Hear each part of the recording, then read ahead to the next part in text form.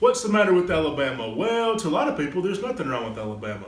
Birthplace of Walton Goggins, Octavia Spencer, Afton C. Williamson, a bunch of football stars, some country music people, Tim Cook.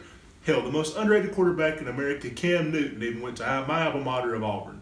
So if you got football stars, country music somebodies, underrated actors, underrated tech titans, and pretty great barbecue sauce, that's more than most states have. I'm looking at you, Oklahoma. You don't have any of that. So what exactly else does Alabama need? Well, when people say what's the matter with it, they mean the politics.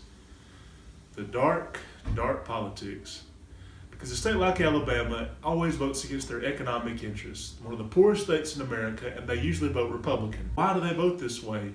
Well, you ask a redneck, and they could basically say the same thing about most liberal cities. They say, "Why? What's the matter with Detroit? What's the matter with Baltimore? What's the matter with Chicago, New Orleans, Flint, Michigan? These are Democratic havens, and what good has it ever done them? They're no better off than we are, so who's to say who's right and who's wrong about voting that way?" People say, well, Republicans, they must know that voting for that's not going to make them rich. You're already missing the point. It's not so much about being rich as it is about cultural issues like the Southern strategy, race and religion. People say, Alabama's a Democratic state. It was Democratic 10 years ago. In 2008, before Obama got elected, we had a Democratic state Senate and state house. And it wasn't until that 2010 ocean spray cranberry wave washed the whole state red that most statewide Democrats lost their jobs. So literally both houses of Congress have flipped in the last 10 years.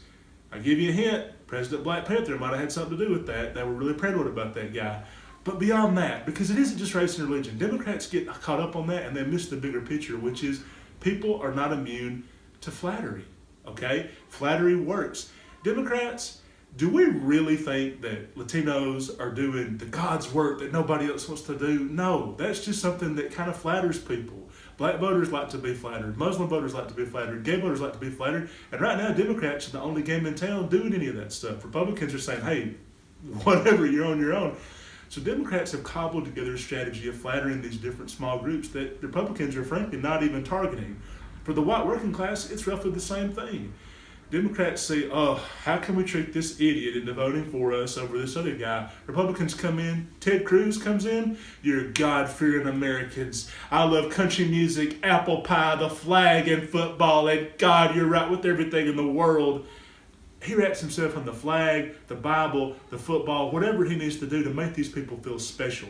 When you're a redneck and you see Democrats being like, oh, those people are the past. I can't wait till Latinos replace them. They're going to die out. They're like the dinosaurs on the way to the tar pits. Dinosaurs on the way to the tar pits, the guy just sitting there eating nachos, watching NASCAR, football. I mean, like, they're going to criminalize college football and guns before too long. I mean, he doesn't want to go anywhere. So when you make that person feel like the past, how is you ever going to get their vote? When Republicans flatter them, they suck up to them, they make them feel important. It doesn't really matter that they can't make them rich. They make them feel like they're part of the equation. And if Democrats want to flip a state like Alabama, you're going to have to do that. Suck it up, hold your nose, learn the names of a couple college football teams, say, you know what, it sucks that factory got offshored. I don't know that they really expect you to do anything about it because Trump's not really going to. But if you say that it sucks, at least say that it sucks and not part of the economic disruption of diversity and globalism. If you could at least phrase it as a bad thing, that their life sucks, instead of, oh, your life's not that bad, you should suck it up. You should see how bad other people, if you could at least pretend to care about their pain a little bit, you'll win a lot of these people over.